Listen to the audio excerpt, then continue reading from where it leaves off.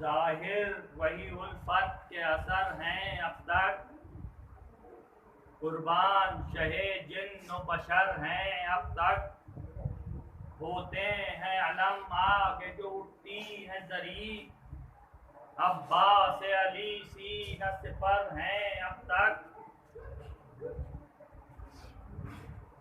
مجرئی جس کو کہ سرور سے محبت ہوگی، وہ محبت تو کلید در جنت ہوگی، رنگ اڑا جاتا تھا زینب کا شب عاشورا، تھا یہی خوف کہ کل صبح شہادت ہوگی، شہن عباس سے فرمایا بتاریخ نہم، پوچھو آدھا سے کہ ایک رات کی مہلت ہوگی، بولے اکبر نہ میری لاش اٹھانا بابا، آپ مجروح ہے زخموں کو اذیت ہوگی، سن کے زینب کی فصاحت کو لگا کہنے یزید، ہاں یہی دختر خاتون قیامت ہوگی، صبح نزدیک جو پہنچی تو کہا سرور نے، جوں چراغ سحری اب میری رخصت ہوگی،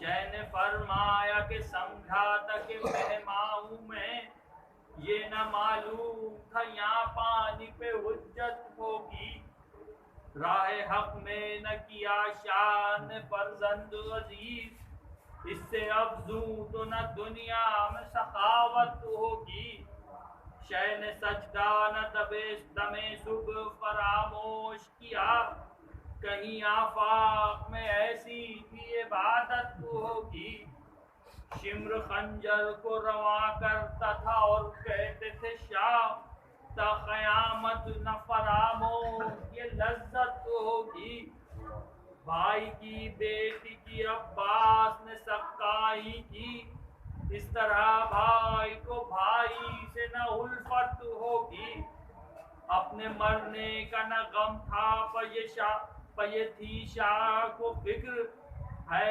بدنام میرے نانا کی امت ہوگی، نزع کے وقت یہ اکبر نے کہا بابا سے، ہم جو مر جائیں گے کیا آپ کی حالت ہوگی، اے ضمیر اس لیے ہے مجھ کو تمنا اجل، کہ علی کی مجھے تربت میں زیارت ہوگی،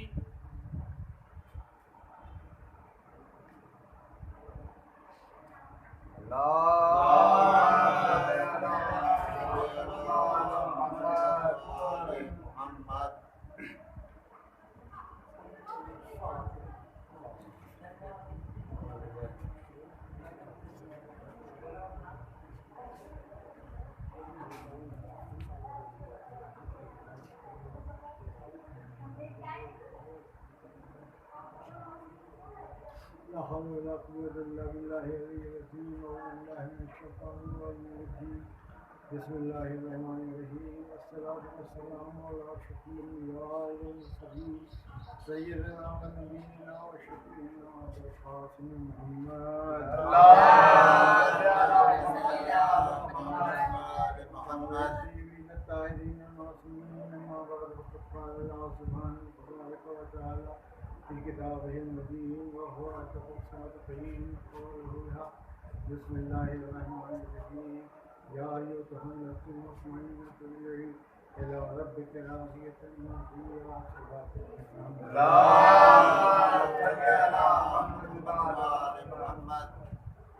اور مشہور معروف آئے کریمہ ہے، اس کو میں نے عنوان بیان قرار دیا ہے، ارشاد ہو رہا ہے سورہ فجر میں کہ اے نفس مطمئنہ تو میری طرف پلٹا، میں تجھ سے راضی تو مجھ سے راضی، اور میرے خاص بندوں میں شامل ہو کر جنت میں داخل ہو، صلوات پڑھ دیجیے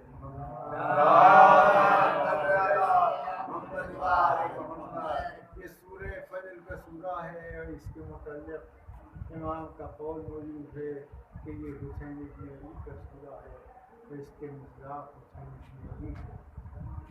نفس مطمئنہ حسین ابن علی کی ذات تھی، اور آپ کے بلند ترین کارناموں کی مقبولیت میں یہ آیت سند لے کر چلیے بات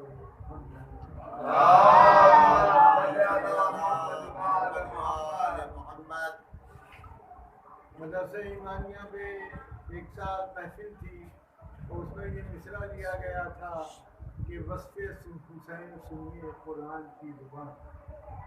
والد ماجد نے اس پہ ایک مصرع لگایا تھا جو اسی سے متعلق ہے اور یہ ہے کہ والفجر کی تجلی کہتی ہے آج سب سے وصف حسین سنیے قرآن کی زبان.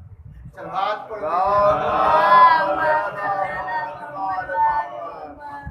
نفس مطمئنہ حسین ابن علی کی ذات ہے. اور اگر آپ غور فرمائیں تو آپ دیکھیں گے کہ امام حسین نے جو قربانی پیش کی ہے جو کارنامہ کیا ہے وہ ہر لحاظ سے بے مثل ہے بے نظیر ہے. جب کبھی ہم ایمان والوں سے اسلام والوں سے یا دنیا کے کسی انسان سے دریافت کرتے ہیں کہ کارنامہ حسینی کے مقابلے میں کوئی عمل صالح پیش کرو تو ہمیں جواب ملتا ہے کہ کارنامہ حسینی کے مقابلے میں کوئی دوسرا عمل صالح نہیں. حسین کا ایسا نیک عمل تھا جس سے شیعہ راضی، سنی راضی، نصرانی راضی. کون سا وہ انسان ہے جو حسین قربانی کا کسی نہ کسی صورت سے برداشت کرتا تھا؟ اگر آپ شعراء کے کلام کو اور آپ میر انیس کے مرثیوں کو دیکھیں تو ہر جگہ آپ کو ایک امام حسین کے فضائل کے دستر نظر آئیں گے. کبھی قیس زنگی پوری جن میں ہم لوگ فلسفہ ہند کا خطاب دے رکھا ہے وہ بھی فرماتے ہیں کہ انسان اس حسین کی توصیف کیا کرے جس کے فکر میں کعبے کو کعبہ تھا. سلوات کو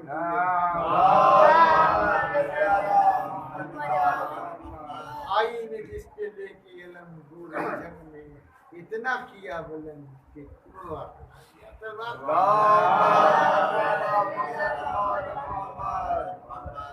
یہ ہے امام حسین. کوئی شاعر کہتا ہوا نظر آتا ہے کہ انسان کو بیدار تو پھولے دے دو ہر قوم پکارے گی ہمارے. یہ سچ بات ہے کہ امام حسین کو ہر قوم. ایک ہندو شاعر نے بھی کہا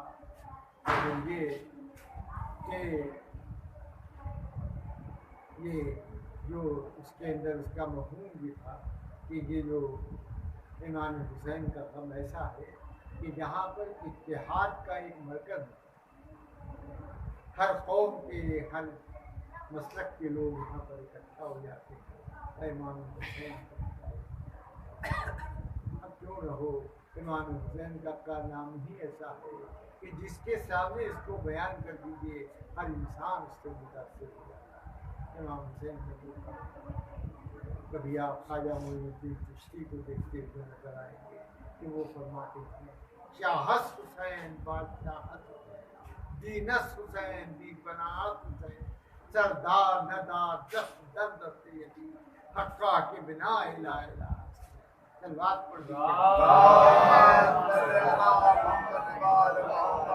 ایمان والوں کے دلوں میں ڈھارس ہے کہ شفاعت کا ذریعہ حسین ابن علی.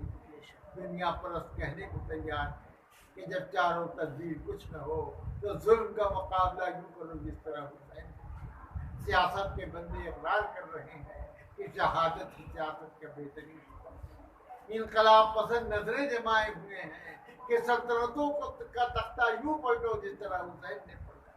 لشکر کے ساتھ سردار ساز والوں کی ہمت بڑھا رہے ہیں کہ زبردست دشمن سے یوں لڑو جس طرح حسین نے.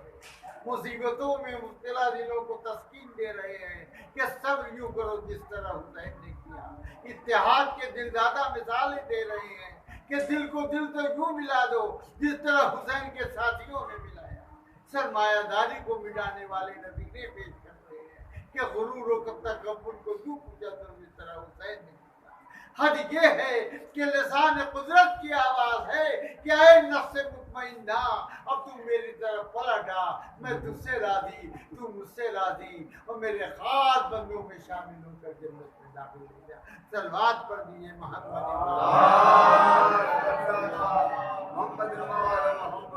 یقیناً حسین مظلوم نے وہ کال نمایاں کیا جس سے خدا راضی رسول راضی، بلکہ حسین کا انداز شہادت وہ تھا جس سے ہر مومن و مسلم راضی، ہر زبان پر حسین کا نام، حسین کی سیاست، وہ اللہ کی ہے حسین کارے سلوات پڑھیے محمد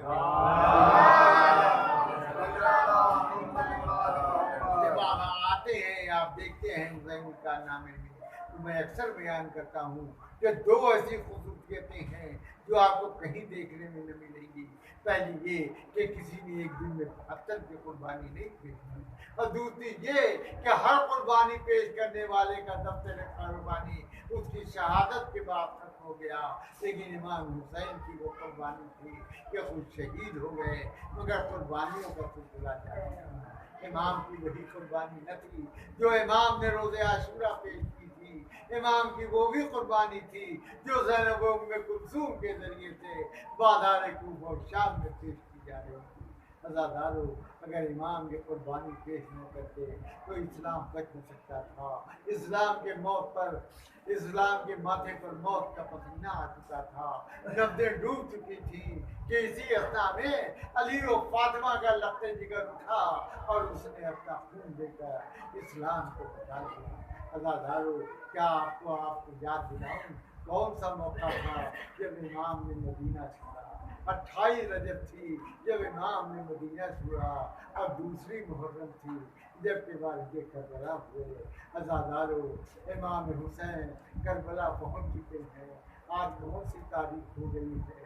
آج آپ کی چوتھی ماہ محرم کی ہو گئی ہے۔ آپ کا تو یہ شعار ہے کہ جب سے آپ نے محرم کا چاند دیکھا ہے آپ نے فرض علی حسین بچھا دی ہے، اور ہر اعلیٰ خانے میں جا رہی ہے اور امام حسین کی مسائل سن رہے ہیں، اور سیدہ کو ان کے لال کا پرسہ دے رہے ہیں، کیونکہ وہ ہر مجلس میں آتی ہے۔ شاعر نے کیا اچھے انداز سے کہا ہے کہ اے مومنو، اس بدن کی توفیر بڑی ہے، سر کھولے ہوئے سر پیٹ نہیں ہے، ارے جو کہ یہاں آئے ہیں مجرائی ہے چہکے، مجلس نہیں دربار ہے حسین ابن علی ہے۔ عزادارو، آپ مجلس میں آئیے تو آپ کبھی احسان نہ کریے گا کہ میں مجلس ادا میں گیا، میرا بچپنا تھا، میرے والدین نے ایک ربائی یاد کرائی تھی، کہا تھا بیٹا یہ ربائی پڑھا کرو محرم میں، یہ احسان نہیں گر بزم عذاب آئے تو فلاح مصطفیٰ میں آئے، اور گرمی ہی کے دن تھے کہ تمہاری خاطر شبیر وطن سے کربلا میں آئے۔ عزادارو، یہی آپ کا شعار ہونا چاہیے، آپ کو یہی کام کرنا چاہیے۔ عزادارو، امام کے مسائل بھی ایسے ہیں کہ جب کوئی بیان کرتا ہے تو امام تو ایسا عالم یہ ہوتا ہے کہ ہر آدمی متاثر ہو جاتا ہے۔ عزادارو، مجھے ایک واقعہ یاد آ رہا ہے، اور وہ واقعہ یاد آ رہا ہے دیبل کا، اور وہ دیبل کو آپ جانتے ہیں یہ کون تھا؟ دیبل خزائی، پورا نام جو اس کے کہا جاتا ہے دیبل خزائی، اور یہ امام رضا علیہ السلام کے زمانے کا شاعر۔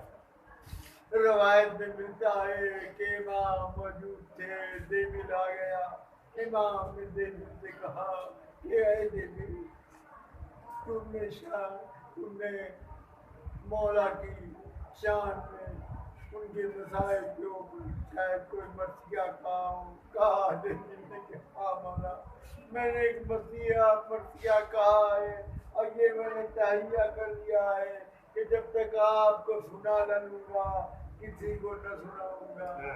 بس امام نے کہا کہ اچھا دیبل، میں ابھی آتا ہوں۔ امام گھر میں گئے اور جا کے عورتوں سے کہا کہ دیبل آیا ہوا ہے، جج کا مرثیہ پڑھنا چاہ رہا ہے، تم لوگ پردے کے پیچھے آ جاؤ، دیبل مرثیہ پڑھے گا، تم سنو۔ امام آئے، डेविड ने कहा कि मर्सिया पढ़ो, मर्सिया डेविड ने पढ़ना शुरू किया और जिस वक्त ये पढ़ा कि ऐ देखने वाले ये आगे ये मंजर देखे, ये मंजर देखे, क्या मंजर कि आसमान इज्जत के सितारे ज़मीन पर बिखरे हुए। अरे जो ही ये जुमला पड़ा, आलम ये हुआ कि लोगों ने रोना शुरू किया, गिरफ्तारी हो गई। यही नहीं, डेविड ने और भी जो अशआर थे वो भी पढ़े, लोग रो रहे थे। इसके बाद डेविड ने एक फिक्रा और सुनाया, और वो फिक्रा ये था कि डेविड ने पढ़ा कि कोई नजफ में सो रहा है, कोई मदीने में सो रहा है, और कोई करबला में सो रहा है, और कोई जो है वो बगदाद में सो रहा है। और जो ही ये जुमला पढ़ा, जुमले का असर ये हुआ कि और लोग रोने लगे।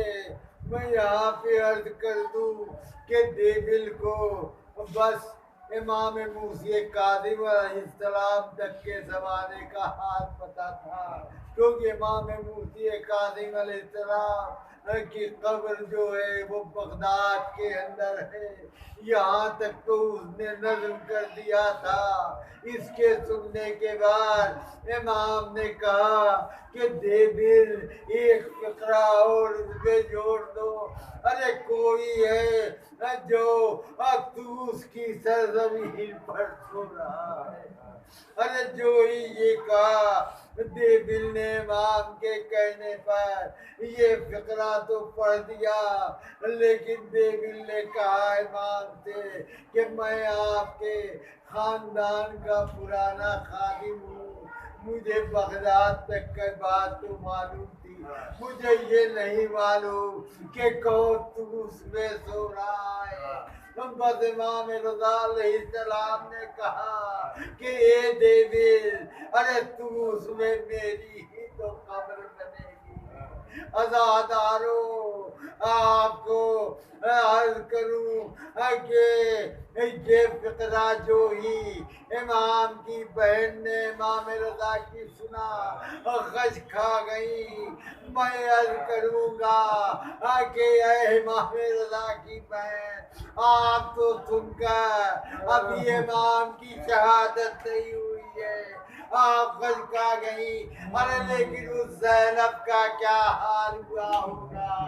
अरे जा ये अपनी आँख से देखा कि शिव तलवार लेकर बढ़ा है और इमाम हुसैन का सर कलम कर रहा है। अल्लाहदारो, वो वक्त भी आ गया कि शिव की तलवार चली, इमाम के सरोतर में जुदाई हुई, फुरात का पानी नैज़ो उछला, इमामत के चाँद को गहन लगा। दरमियान ज़मीन व आसमान एक मुनादी ने आवाज दी, अला क़ुतिलल हुसैन बिकरबला, अला ज़ुबिहल हुसैन बिकरबला। जनाब ज़ैनब ने ये आवाज सुनी, सैयदे सज्जाद को जगाया। अरे बेटा देखो, ये जमीन करबला लरस क्यों रही है। सैयदे सज्जाद हंसते चौके, कहे फूफी अम्मा जरा खैमे का पर्दा हटाइए। अब जो खैमे का पर्दा हटाया तो क्या देखा कि इमाम का सर नोके नेज़ा पर बुलंद है, सूरह कहफ की तिलावत कर रहा है। इमाम फरमाते हैं, अस्सलामु अलैका या अबा अब्दिल्लाह, अस्सलामु अलैका या इब्न रसूलिल्लाह।